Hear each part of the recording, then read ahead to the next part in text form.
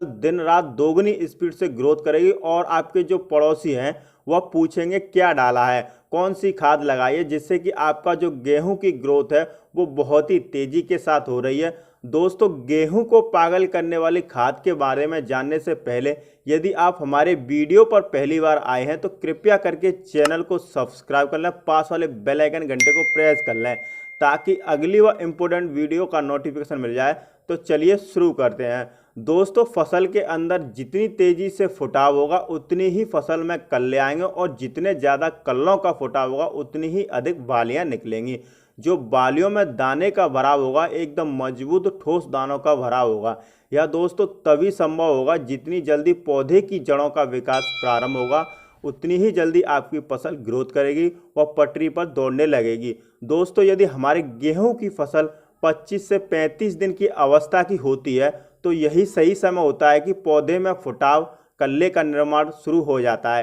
किसान भाइयों, इस अवस्था में पौधे को बहुत सारे पोषक तत्व की जरूरत होती है। यदि हम उन्हें सही समय पर सही तरीके से अपनी फसल के अंदर डाल देंगे तो गारंटी है कि हमारी जो फसल है वो अन्य लोगों से बेहतर नज़र आएगी। दोस्तों, गेहूं में जैसे आप बिजाई के समय फास्फोरस, पोटास, नाइट्रोजन का प्रयोग करते हैं, बाकी सेकेंडरी डोज है हमारी पानी देने के बाद फसल में सिंचाई के उपरांत यूरिया के साथ मिलाकर प्रयोग करते हैं। जैसे सल्फर है, मैग्नीशियम है। जिन खेतों में पोषक तत्व की कमी है, जिस समय आपने धान की फसल लगाई थी तो अक्सर देखा जाता है कि धान के खेतों में जिंक की कमी पाई जाती है, तो आपने गेहूं की बुआई की है तब आपने जिंक का प्रयोग नहीं किया है तो आप इस समय यूरिया खाद के साथ मिलाकर 33% वाली जिंक को 7 किलोग्राम प्रति एकड़ के हिसाब से डाल सकते हैं और साथ में सल्फर बेंटोनाइड 8 से लेकर 10 किलोग्राम यूरिया के साथ मिलाकर लगा सकते हैं।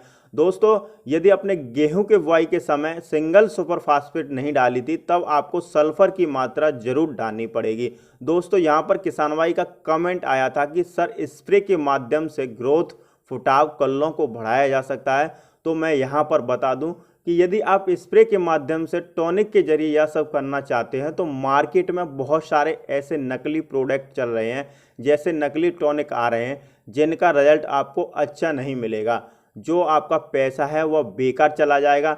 ज़्यादा टॉनिक के पीछे ना पड़ें, आप सही खाद का प्रयोग करें जिससे आपकी जो लागत है वो कम आए और रिजल्ट है वो बहुत ही अच्छे आए फसल के अंदर। हमारे टॉनिक की अपेक्षा जो दानेदार खाद लगाते हैं उनसे बहुत ही अच्छे से ग्रो करेगी फसल हमारी और जो बढ़वार है वो बहुत ही तेजी के साथ होगी। ऐसे लोगों व ऐसे टॉनिक से सावधान रहिए क्योंकि लोग दिखाते कुछ हैं और बेचते कुछ हैं। दोस्तों, यदि आपने पहले पानी पर यूरिया की मात्रा लगा दी है तो आपने बहुत ही बढ़िया कार्य किया है। यूरिया से आपके पौधे को नाइट्रोजन मिलेगा और नाइट्रोजन से पौधे की बढ़वार अच्छे से होगी।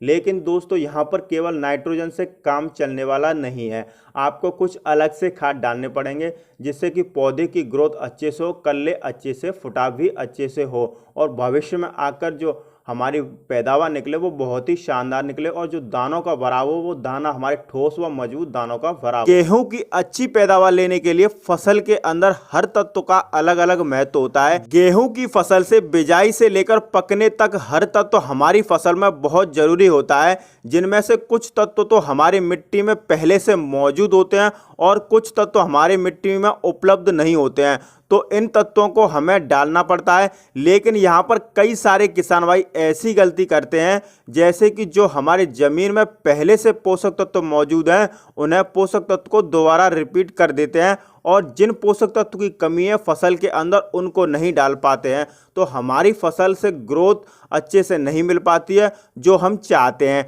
फसल हमारी ठहर जाती है, धीमी ग्रोथ बढ़ जाती है, तो ऐसी गलती हमें यहाँ पर नहीं करनी है। दोस्तों, हम जिस ताकतवर खाद के बारे में बात कर रहे हैं, यदि इस खाद को आप अपने गेहूं की फसल पर प्रयोग करते हैं तो ऑल ओवर आपकी फसल में जितनी सारी बीमारियां हैं, जितने सारे फंगस हैं, फसल ठंड व पाले से ग्रोथ नहीं कर रही है, इन सारी समस्याओं का समाधान सिर्फ और सिर्फ एक खाद से हो जाएगा, तो आपको इसको प्रयोग कर लेना है। वैसे देखा जाए दोस्तों तो किसान करता क्या है, सही समय पर सही खाद का प्रयोग नहीं कर पाते हैं। हमने पहले भी वीडियो में बताया कि यदि आपकी फसल 60 से 65 दिन की हो जाए तो उसमें नाइट्रोजन खाद का प्रयोग हमें बंद कर देना चाहिए। फसल हमारी गबोट अवस्था में आ चुकी है, इस टाइम हमें नाइट्रोजन नहीं डालना चाहिए। लेकिन हमारे किसान भाई गलती क्या करते हैं, फसल में जिंक डाल दिया तो ह्यूमिक एसिड नहीं डाला, सल्फर डाल दिया तो बोरॉन नहीं डाला, तो ऐसे में फसल के अंदर मैग्नीशियम सल्फेट या कई ऐसे पोषक तत्व तो नहीं डाल पाते हैं, जबकि फसल को अपना पूरा जीवन चक्र करने के लिए बहुत सारे पोषक तत्व की जरूरत पड़ती है। तो हमें समय समय पर इन सारे पोषक तत्वों को डालना चाहिए। यदि हमारी फसल अच्छे से चल रही है, फसल में किसी की कमी नहीं है, तो यह आपको गॉड गिफ्ट है। फसल को अच्छे से चलने दीजिए, फसल के अंदर कोई छेड़छाड़ नहीं करनी है। कई सारे किसान भाई तो इस टाइम तक आते आते बहुत सारे पोषक तत्व सारे खाद डाल चुके होते हैं, फिर भी फसल के अंदर ग्रोथ व कल्ले फुटाव अच्छे से नहीं मिल पाते हैं। फसल पीली पड़ रही है, ग्रोथ भी रुक रही है, अच्छे से नहीं रो रही है। तो ऐसा इसलिए होता है कि हमारे ज़मीन के अंदर बहुत सारे पोषक तत्व पड़े रहते हैं। उन्हें एक्टिव करने के लिए हमें इस टाइम पर कुछ अलग से फसल के ऊपर स्प्रे करना पड़ेगा। दोस्तों, फसल को ठंड और पाले से बचने के लिए हमें इस टाइम गंधक का प्रयोग करना पड़ेगा। फसल के अंदर गंधक के बहुत सारे फायदे होते हैं। फसल के अंदर पहला फायदा गंधक का यह होता है, ठंड व पाले से बचाता है, मिट्टी की पीएच वैल्यू को स्थिर करता है और हमारी ज़मीन के अंदर जितने पोषक तत्व पड़े हैं उन्हें दोबारा से एक्टिव कर देता है और वह फसल को मिलने स्टार्ट हो जाते हैं, जिससे हमारी फसल पटरी पर दोबारा से लौट आती है और अच्छे से ग्रोथ करने लगती है और फसल के अंदर जितने सारे हल्के फुल्के रोग होते हैं वह भी गंधक के प्रयोग से दूर हो जाते हैं। रोगों से लड़ने की क्षमता बढ़ जाती है। और दूसरा फायदा गंधक का यह होता है कि ठंड से फसल के अंदर ग्रोथ रुक गई हो या फसल के अंदर प्रकाश संश्लेषण की क्रिया को बढ़ा देता है, जिससे पौधे की ग्रोथ अच्छे से होने लगती है। तीसरा फायदा यह होता है, हमें गंधक के प्रयोग से फसल के अंदर पीलापन आ गया है वह धीरे धीरे खत्म हो जाएगा, फसल हमारी एकदम हरी भरी हो जाएगी। इसके अलावा एक और तगड़ा फायदा गंधक के प्रयोग से यह होता है कि गेहूं में समय से पहले बालियां निकल आती हैं, तो इस समय पर आप गंधक का प्रयोग करोगे तो आपकी जो बालियां हैं वह एक साथ समान आकार की बालियां निकलेंगी। फसल हमारे अपने सही समय पर पककर आएगी, जिसमें जो बालियों में दाना पड़ेगा वो मजबूत दानों का भरा होगा। गबोट अवस्था में बालियों में जो दूध की मात्रा बनती है वो काफ़ी अच्छी बनेगी और साथ ही बालियों में परागण की क्रिया बहुत ही तेजी से होती है, जिससे जो बालियों के अंदर अधिक से अधिक दाना बनता है।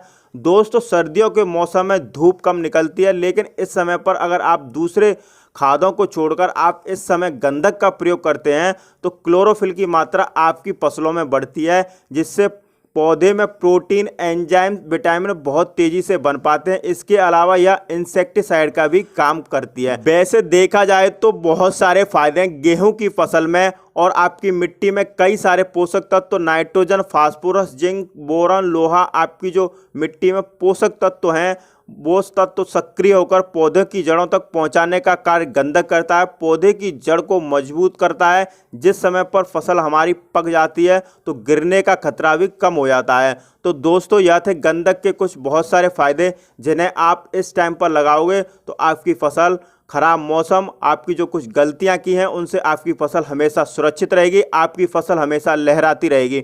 फसल से जो उत्पादन होगा वो अन्य किसान के मुकाबले बहुत ज़्यादा होगा। तो दोस्तों, आज के लिए बस इतना ही। जल्द ही मुलाकात हमारी अन्य वीडियो में होगी। वीडियो पसंद आई हो तो वीडियो को लाइक करें, चैनल पर पहली बार आए तो सब्सक्राइब करना ना भूलें। वीडियो देखने के लिए धन्यवाद। जय जवान जय किसान।